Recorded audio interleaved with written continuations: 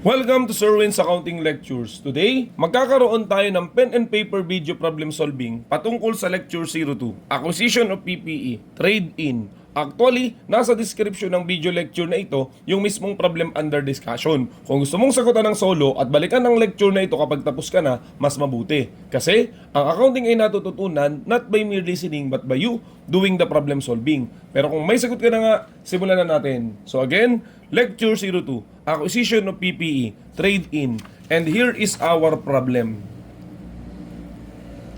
On March 16, 2026, Jordan Aguaviva Company traded in an old machine for a newer model. Data relative to the old and new machine follows. So here are the information for the old machine. Its original cost, accumulated depreciation, and average published retail value. While the new machine has these following details: the list price, the cash price without trade-in, the cash price with trade-in. So here are the requirements. Compute for the following: cost of the new machine and the gain or loss on trade-in. Okay? Before we try to answer the problem, pag-usapan lang muna natin, ano ba itong trade-in? This is a special form of exchange. Bakit? Kasi nakikipagpalit ka, hindi sa kung sino lamang or private company or private person. But rather, ang kausap mo dito ay dealer. Ano po yung dealer?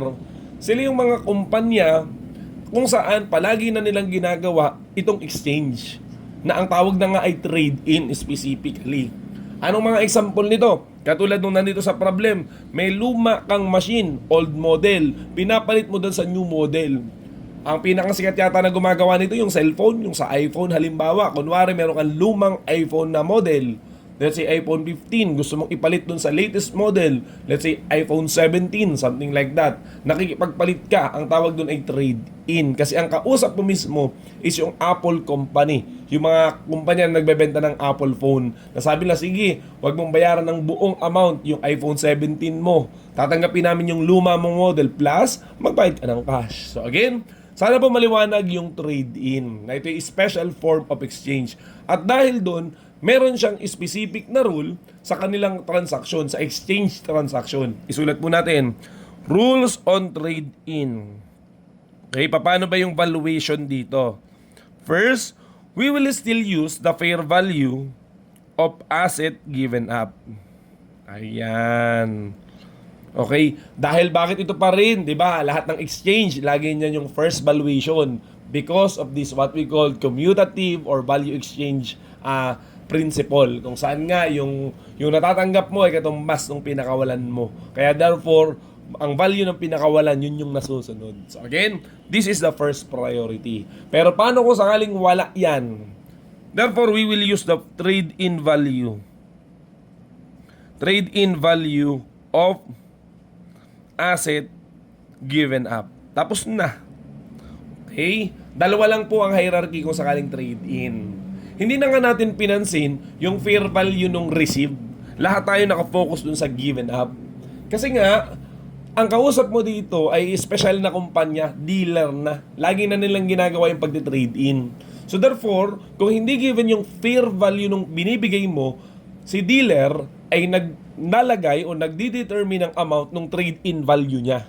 Kaya therefore, automatically, pag wala yung number 1, imposibleng mawala yung number 2 dahil ang kausap mo ay dealer. Meron trade-in value yan automatic. Okay? So, mas maunawa natin yan mamaya pag nagsasagot na tayo ng problem. Okay, so again, that is the rule. Pero may kulang pa nga pala dyan.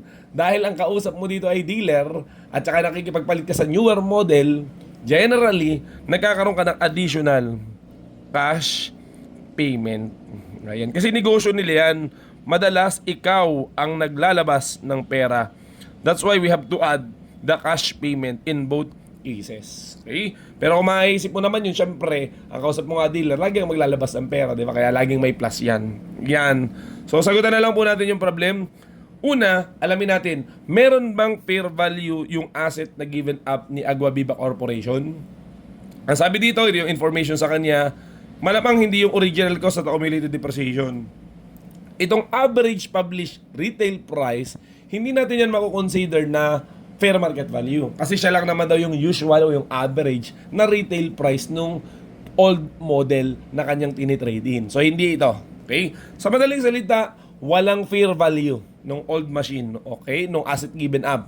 So therefore, we will move on to the second priority, which is the trade-in value.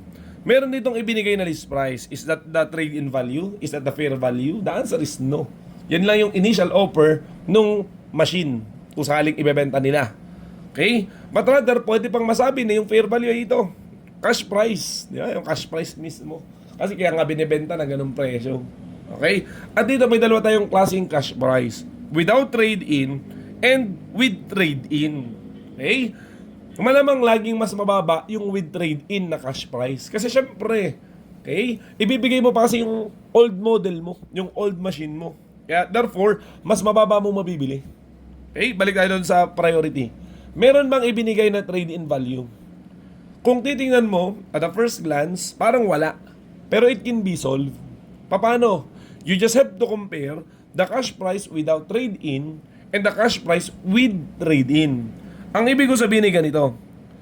Kung sakali ito nabibilin mo, ng cash lang ang ibabayad mo without trade-in, hindi ba't mababayaran mo siya ng 155,000? Okay? Pero pumunta ka ba doon na may dala-dala na old model? Yes. So hindi mo siya babayaran ng 155,000. But rather, babayaran mo lang siya ng 60,000. Ayan. So ito yung ilalabas mo talaga na cash. This is the cash price with trade-in. Ayan. 60,000. So anong ibig sabihin nun? Ayan. Magkano ngayon yung value nung old model mo? Kasi kung wala kang dala, 155 mo babayaran. Pero dahil may dala ka, 60,000 lang. So magkano yung value nung dala-dala mo, nung tinitrade-in mo? The answer is 95,000. So again, that is this what we call the trade-in value. Okay? So meron na tayo nung number 2. So therefore, pwede na natin lagyan ng value yung ating bagong equipment na bibilhin. Plus, cash payment syempre. Well, let's move on. After this, we will compute for the gain or loss. Paano po gawin yung gain or loss on the exchange? Yan. First, we will compare the fair value supposedly, but this time trade-in value of 95,000 with the usual comparison. Lagi naman dito nababago kapag may exchange. We will compare with the carrying amount of asset given up, the PPE given up. Magkano ba yung kanyang original cost? Ang sabi dito, 180,000. And then meron siyang accumulated depreciation na 75,000. Okay, so therefore, the carrying amount of whatever it is that you give up is 105,000. Okay? Ang trade-in value na binigay sa'yo 95,000, pero ang value talaga 105,000 sa libro mo. Therefore, what can we say? There is a loss of 10,000. So that is what we call loss on exchange or loss on trade-in. Okay? So yan na yun. May sagot na tayo, may mga computation na tayo. Kung ating titingnan, okay, how much is the cost of the new machine? So sabi, cost of the new machine is simple. Ito na po yung number 1 talaga. So first, we will determine the trade-in value. Kasi sabi doon sa valuation, trade-in value, which is 95,000. And we will add this what we call cash payment. Kasi naglabas ka ng pera. Magkano ba ilalabas mo? Hindi ba dito yun? Cash price with trade-in. Ay di naglabas ka ng 60,000. So if we add, okay, 95,000 plus 60,000, it will be equal to 155,000. 155,000 is the cost of the new machine. Cost of new machine. Ayan. Ay dinasagutan na natin yung number 1. I believe na una pa nga natin masagutan yung number 2 kanina. Okay? O point lang, theory pa tayo. Konting theories pa. May napansin ba kayo na ang cost ng new machine actually is yun yung cash price without trade-in, yung 155,000. Hindi yan nagkataon. Totoo talagang yan madalas yung sagot kung sakaling nag-trade-in ka. Kasi nga yung cash price without trade-in, basically, yan din yung priority number 1. That is the fair value of the asset given up. Okay? Hindi na kailangan ng cash payment kasi nga kasama na yung cash payment, cash nga niya binayaran, di ba? Okay, kaya again, ayan. So kung sakali po na may makita kang cash price without trade-in, generally yan na talaga yung sagot nung new machine. Kailangan mo lang i-minus yung without at saka yung with para malaman yung trade-in value. Okay? Tumuloy pa tayo. Lagyan pa natin ng entry yung problem. So let's say we are going to debit machine new. Okay, machine new. Lagyan natin ng entry nung March 16, 2026. March 16. Debit machine new amounting to 155,000 para makita natin yung epekto nung nangyaring trade-in. And then we are going to credit machine old. Ayan, di ba? At its cost of 180,000. Ang sabi sa problem, okay, may accumulated depreciation siya. So yung accumulated depreciation ay lagi naman talagang nawawala kasabay nung machine old. Okay?